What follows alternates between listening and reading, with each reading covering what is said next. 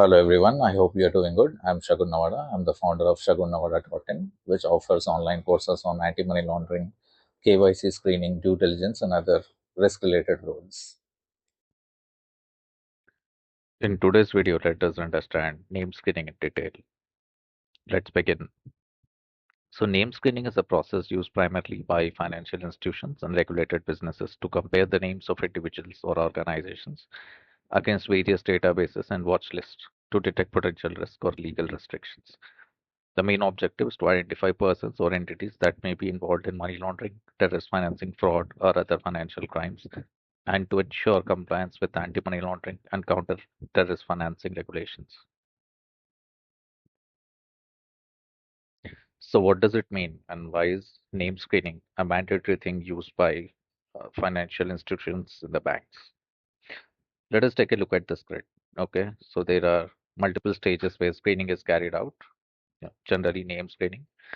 So, initial screening when the customer approaches the bank to open an account, alert based name screening, which is triggered by the anti money laundering teams within the bank.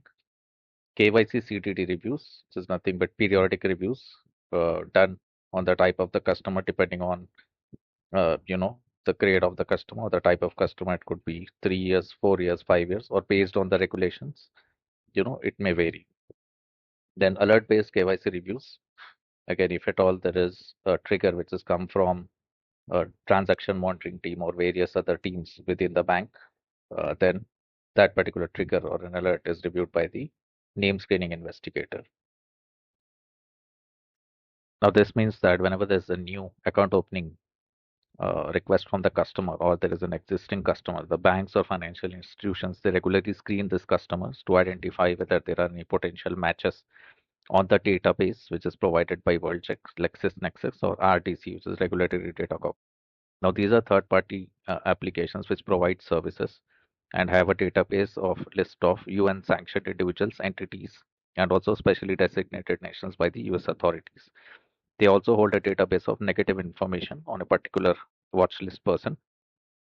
And the main criteria here is to provide database to the bank so that they can compare the customer's database or the KYC of the customer with that on the screening tools.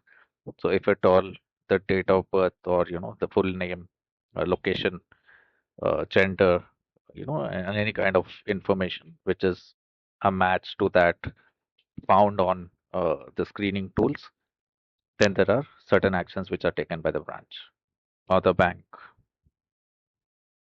Now, what happens if there is a exact match or a potential match, and what actions are taken by the bank?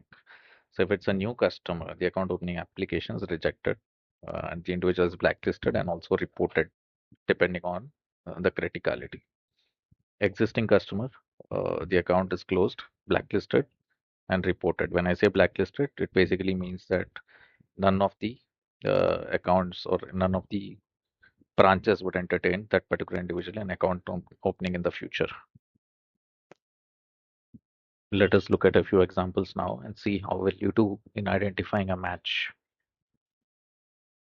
On the left side are the details of the customer, and on the right side are the details of one of the watch person, basically a potential hit. So you have to compare the details on the left side with the details on the right side, which is basically details of your customer with the details provided for the watch person, and have to confirm whether it's a match or not a match.